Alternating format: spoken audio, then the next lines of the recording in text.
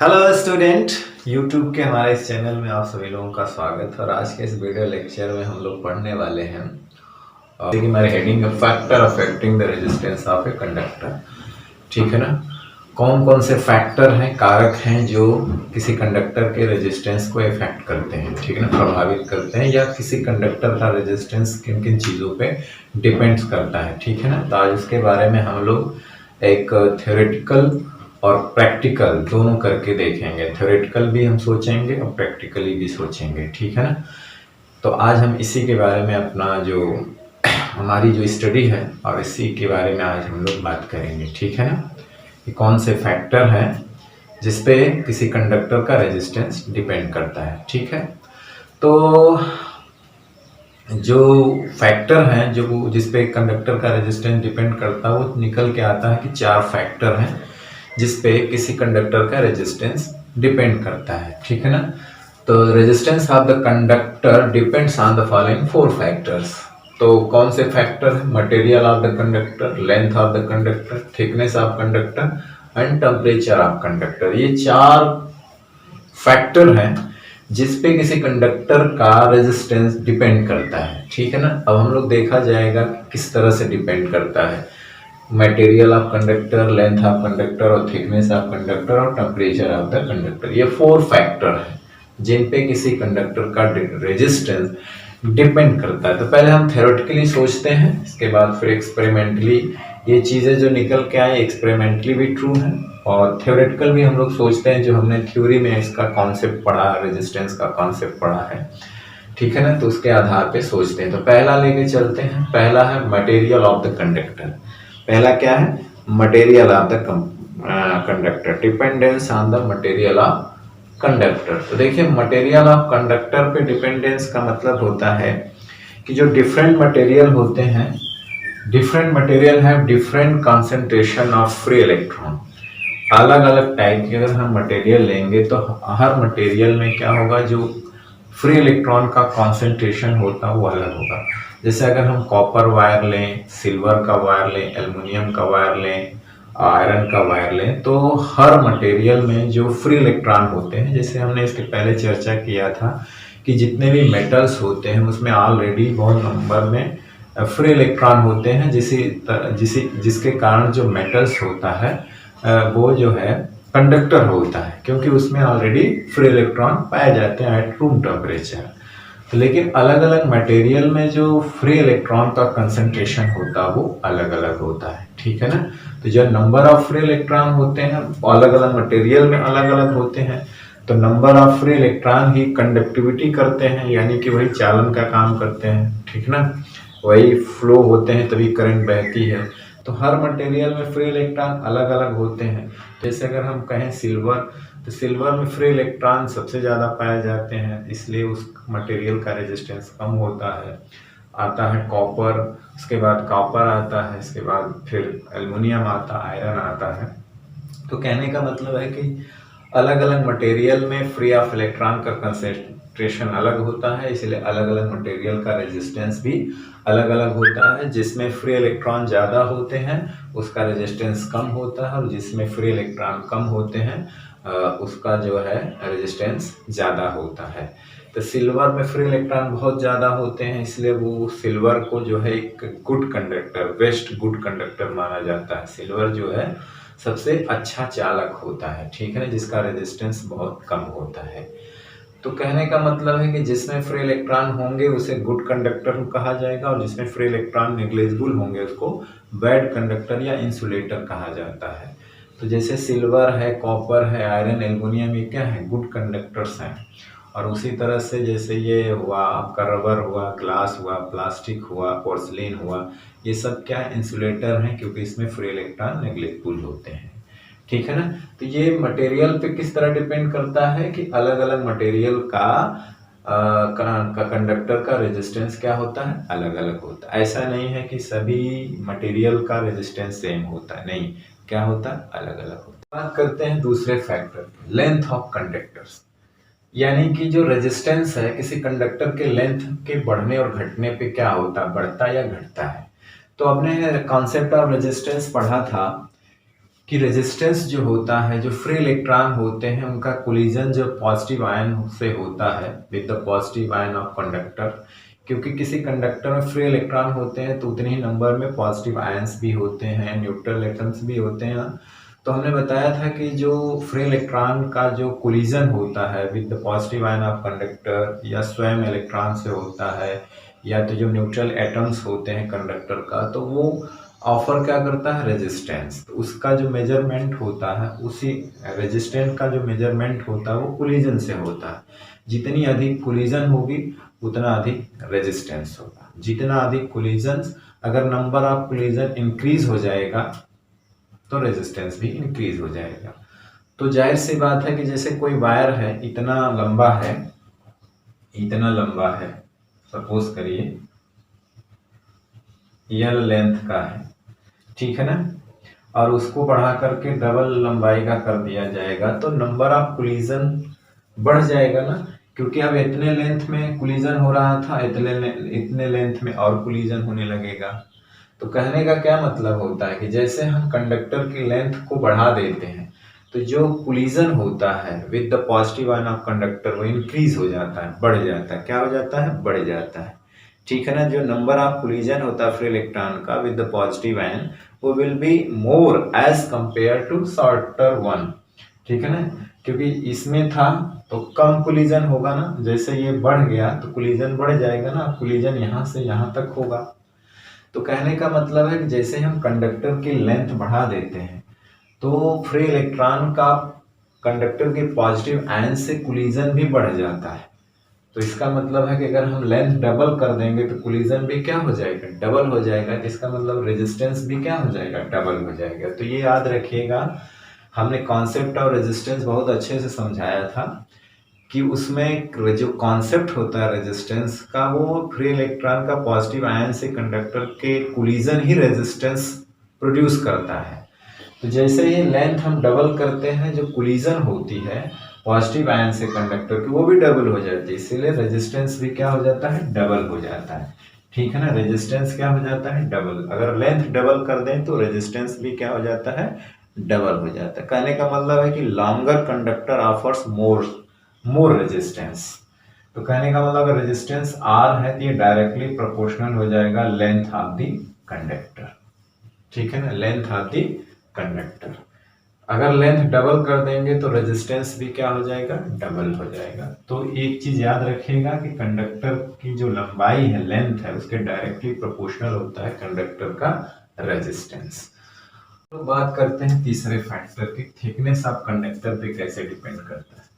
तो देखिए, एक थिक कंडक्टर हो और एक थिन कंडक्टर हो, तो थिक और थिन दोनों कंडक्टर में इलेक्ट्रॉन को चलने के लिए जगह किसमें ज़्यादा मिलेगी, थिक कंडक्टर में। थिन के अपेक्षा जो हमारा थिक कंडक्टर होगा, जिसकी क्रॉस सेक्शनल एरिया ज़्यादा होगी, उसमें इलेक्ट्रॉन को चलने के लिए ज़्यादा जगह मिलेगी, और जो पतला होगा उसमें इलेक्ट्रॉन को चलने के लिए कम जगह मिलेगी। तो आसानी से किस में मूव कर सकता है इलेक्ट्रॉन, उसमें जो मोटा होगा। जैसे एक मान लीजिए थिक कंडक्टर है और एक पतला सा है, उसी का आधा है सपोज करिए, तो इलेक्ट्रॉन को फ्लो होने के लिए लार्जर एरिया किसमें है, इसमें, इसके अपेक्षा इसमें डबल है, ठीक है ना। तो कहने का मतलब है कि जैसे हम कंडक्टर को थिक लेते हैं तो इलेक्ट्रॉन को चलने के लिए, मूव करने के लिए उसको ज़्यादा जगह मिलती है। जब वो ज़्यादा जगह मिलेगी तो आसानी से फ्लो कर जाएंगे ना। तो जब कंडक्टर आसानी से फ्लो कर जाएगा, इलेक्ट्रॉन जब कंडक्टर में आसानी से फ्लो कर जाएगा तो रेजिस्टेंस ऑफर जो होगा वो लो हो जाएगा। जब उसको आराम से चल जा रहा है, कोई ऑब्स्ट्रक्शन नहीं हो रहा है, इसका मतलब रेजिस्टेंस क्या हो जाता है, घट जाता है, ठीक है ना। तो कहने का मतलब यह है कि थिकनेस ऑफ कंडक्टर बढ़ाने से, कंडक्टर का थिकनेस बढ़ाने से रेजिस्टेंस क्या हो जाता है, घट जाता है। क्यों, क्योंकि अब इलेक्ट्रॉन को चलने के लिए ज़्यादा जगह मिल जाती है। जैसे जैसे ज़्यादा जगह मिलेगी इलेक्ट्रॉन आसानी से मूव करेगा ना, क्योंकि उसको चलने के लिए जगह मिल गई, आराम से फ्री से भाग जाएगा। इसके अपेक्षा अब उसको इतने एरिया में चलना था ना, अब इसको जस्ट डबल एरिया में चलना, वो यहाँ से भी जा सकता है, यहाँ से भी जा सकता है। इसमें मजबूरी थी कि इसके अंदर ही जाना था, अब इसमें उसका डबल एरिया मिल गया। इसका मतलब तो कहने का मतलब है कि इलेक्ट्रॉन इसमें आसानी से चलेगा कि इसमें, तो इसमें आसानी से चलेगा। तो इसमें कठिनाई से चलेगा तो इसका मतलब इसमें कठिनाई हो रही है तो इसका रेजिस्टेंस इसके अपेक्षा ज़्यादा होगा और इसका रेजिस्टेंस इसके अपेक्षा आधा होगा। तो कहने का मतलब ये हुआ कि थिकनेस, जो रेजिस्टेंस होता है कंडक्टर का, वो थिकनेस के इनवर्सली प्रोपोर्शनल होता है। अगर मान लीजिए इसकी क्रॉस सेक्शनल एरिया ए है तो जो रेजिस्टेंस होगा वह इसके इनवर्सली प्रोपोर्शनल। कहने का मतलब अगर ये बढ़ जाएगा तो ये घट जाएगा और अगर ये घट जाएगा तो ये बढ़ जाएगा। ठीक है ना। ये एक मतलब समझने वाली बात है, आप कोई भी इसको आराम समझ सकता है कि कंडक्टर का थिकनेस बढ़ा देंगे तो इलेक्ट्रॉन को चलने की लार्जर एरिया हो जाएगी, मतलब उसको जगह मिल जाएगी तो आसानी से जाएगा। जब आसानी से जाएगा तो इसका मतलब उसका रेजिस्टेंस घट जाएगा। अब है टेम्परेचर ऑफ ए कंडक्टर। देखिए इसमें क्या होता है, चौथा जो फैक्टर होता है कि टेम्परेचर ऑफ कंडक्टर, कहने का मतलब है कि जब हम ओम्स लॉ हमने पढ़ाया था तो ओम्स लॉ में यही था कि मेजर रूप से कि अगर किसी कंडक्टर का टेम्परेचर अनचेंज होता है तो करंट जो है पोटेंशियल डिफरेंस के डायरेक्टली प्रोपोर्शनल होती है और उसका रेजिस्टेंस भी कांस्टेंट होता है। तो फैक्टर है, ये मेन फैक्टर है एक तरह से। तो जो टेम्परेचर अगर हम किसी कंडक्टर का बढ़ा देते हैं तो क्या होता है कि जो कोलिजन होता है फ्री इलेक्ट्रॉन का with the positive ion of conductor वो इंक्रीज हो जाता है, क्योंकि जैसे हम टेम्परेचर बढ़ाते हैं तो इलेक्ट्रॉन के पास एनर्जी आ जाती है और इलेक्ट्रॉन जो है जल्दी जल्दी यानी कि टकराने लगते हैं, इनकी टक्कर बढ़ जाती है पॉजिटिव आयन से। जो फ्री इलेक्ट्रॉन होते हैं, फ्री इलेक्ट्रॉन जो होते हैं, इनकी टक्कर पॉजिटिव आयन से बढ़ जाती है। कब? जब हम उसका टेम्परेचर बढ़ाते हैं। टेम्परेचर बढ़ाते ही जो रैंडम मोशन होती है फ्री इलेक्ट्रॉन की वो बढ़ जाती है। रैंडम मोशन का मतलब क्या हुआ कि जब इलेक्ट्रॉन कभी इधर कभी इधर कभी इधर कभी इधर ऐसे ऐसे चलता है, ये इसका बढ़ जाता है। यानी कि जब हम किसी कंडक्टर का टेम्परेचर बढ़ाते हैं तो जो रैंडम मोशन होती है फ्री इलेक्ट्रॉन की वो इंक्रीज हो जाती है। रैंडम मोशन इंक्रीज का मतलब है कि उनका जो कोलिजन होता है पॉजिटिव आयन से वो इंक्रीज कर जाता है। क्या कर जाता है? इंक्रीज कर जाता है। जाहिर सी बात है कि जो कोलिजन जितना अधिक होगा रेजिस्टेंस उतना ही अधिक होगा। तो जब कोलिजन ज़्यादा हो जाता है, इंक्रीज हो जाता है, क्योंकि उनका रैंडम मोशन बढ़ जाता है, टेम्परेचर बढ़ाने से उनको एनर्जी मिल जाती है तो ज़्यादा उछल कूद करने लगते हैं इधर उधर। भाई किसी के पास अगर एनर्जी ज़्यादा है तो वो ज़्यादा उछल कूद करता है तो इलेक्ट्रॉन इधर उधर उछलने कूदने लगते हैं और ज़्यादा उछल कूद होने की वजह से उनका जो कोलिजन होता है वो पॉजिटिव आयन से बढ़ जाता है और कोलिजन को ही हम लोग रेजिस्टेंस कहते हैं। इसका मतलब है किसी कंडक्टर का रेजिस्टेंस टेम्परेचर बढ़ाने से उसका रेजिस्टेंस बढ़ जाता है, यानी कि resistance is directly proportional to the temperature of the conductor. ठीक है ना। तो हमने थ्योरेटिकली देखा कि अलग अलग मटेरियल का रेजिस्टेंस अलग अलग होता है और दूसरी चीज़ पे देखा कि अगर लेंथ बढ़ाने से भी resistance directly proportional to length होता है। दूसरे में देखा कि ये क्रॉस सेक्शनल एरिया यानी थिकनेस के इनवर्सली प्रोपोर्शनल होता है और इसमें देखा कि अगर मान लीजिए टेम्परेचर T है तो टेम्परेचर के डायरेक्टली प्रोपोर्शनल होता है। ठीक है ना। हमने थ्योरेटिकल रूप से इसको देखा। अब हम लोग इसको जो चार फैक्टर हैं इसको एक्सपेरिमेंटली वेरीफाई कर लेते हैं। तो एक्सपेरिमेंटली वेरीफाई करने के लिए डायग्राम है और वही डायग्राम हमने जो है ओम्स लॉ वेरीफाई करने के लिए बनाया था। तो बिल्कुल ओम्स लॉ वाला जो सर्किट डायग्राम उसको सेटअप में लाएंगे। ये हमारी बैटरी है, ठीक है ना, और ये रिहास्टेड है। और रिहास्टेड क्या होता है? ये करंट को कंट्रोल करता है। ये अननोन वेरिएबल रेजिस्टेंस ये की होता है और ये हमारा एमीटर करंट मापता है। ये वोल्ट मीटर है, पोटेंशियल डिफरेंस, और ये वायर है जिसका रेजिस्टेंस ये हम लोग लेते हैं। तो हम पहले material of the conductor check करेंगे। तो क्या करेंगे कि यहाँ पे जो है सेम लेंथ और सेम थिकनेस के अलग अलग मटेरियल लेकर के ट्राई करते हैं। ठीक है ना। क्या हमने बोला कि सेम लेंथ के और सेम थिकनेस का मटेरियल लेकर के हम लोग ट्राई करते हैं। ठीक है ना। मैं लेंथ नहीं बदलनी चाहिए, थिकनेस नहीं बदलनी चाहिए, केवल मटेरियल अलग अलग होना चाहिए। जैसे हमने एक बार सिल्वर का लिया, तो जब हमने सिल्वर का लिया और V/I देखा तो R कुछ और आया, मान लीजिए R1। जस्ट हमने उसी लेंथ और उसी थिकनेस, तो हमने यहाँ पे कॉपर लगाया, तो हमने क्या देखा, कॉपर लगाया तो फिर अपन V/I लगा के देखा तो वो दूसरा हो गया, मतलब रेजिस्टेंस चेंज हो गया। फिर हमने यहाँ पे एल्युमिनियम लगा के देखा, उसी length, same thickness, same length का, है ना, तो भी हमने देखा कि अलग रेजिस्टेंस आया। तो इससे ये पता चलता है कि अलग अलग मटेरियल का रेजिस्टेंस क्या होता, अलग अलग होता है। इसका मतलब है कि मटेरियल चेंज हो जाएगा तो उसका रेजिस्टेंस भी चेंज हो जाता। अब लेंथ ऑफ कंडक्टर, यहाँ पे हम क्या करेंगे, लेंथ ऑफ कंडक्टर का मतलब है कि एक ही मटेरियल, हम कोई भी एक मटेरियल ले रहे हैं, थिकनेस सेम है, और उस पहले इसको हमने एक एल लेंथ का ले करके चेक किया, है ना। फिर हमने क्या किया कि वही मटेरियल लिया, उसी थिकनेस का लिया लेकिन डबल ले लिया, डबल लेंथ का ले लिया। ध्यान से सुनिए, मटेरियल वही, थिकनेस वही, सिर्फ लेंथ डबल कर दिया, और उसके बाद एक्सपेरिमेंट किया और हमने जो V/I रेशियो निकाला तो जस्ट डबल हो गया। क्या हो गया, जस्ट डबल हो गया। तो इससे क्या निष्कर्ष निकला कि रेजिस्टेंस जो होता है वो कंडक्टर के लेंथ के डायरेक्टली प्रोपोर्शनल होता है, ठीक है।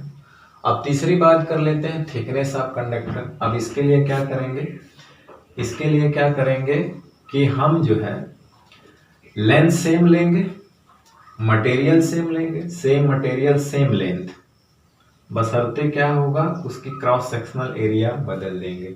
मतलब है कि उसी मटेरियल का, उसी लेंथ का हम कंडक्टर लेंगे, लेकिन उसकी जो थिकनेस होगी वो डबल लेंगे, ठीक है ना, डबल या हाफ जो भी कर लो।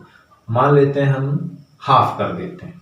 जैसे ये वायर था पहले, material same, length same, half cross sectional area का, यानी उसकी मोटाई हमने आधा कर दिया, आधा करके यहाँ पे लगा दिया। जैसे ही आधा करके हम यहाँ पे लगाते हैं, फिर एक्सपेरिमेंट करके V और I का रेशियो चेक करते हैं, तो हमने क्या देखा कि जब हमने इसकी थिकनेस को आधी कर दी थी तो रेजिस्टेंस डबल हो गया, ठीक है ना। फिर हमने क्या किया कि पहले जो वायर लिया गया था उसी लेंथ का, उसी मटेरियल का थिकनेस डबल कर दिया। जब हमने थिकनेस डबल कर दिया था तो हमने V और I का जो हमने रेशियो लिया तो रेजिस्टेंस जो हो गया था वो आधा हो गया था। क्या हो गया था, आधा हो गया था।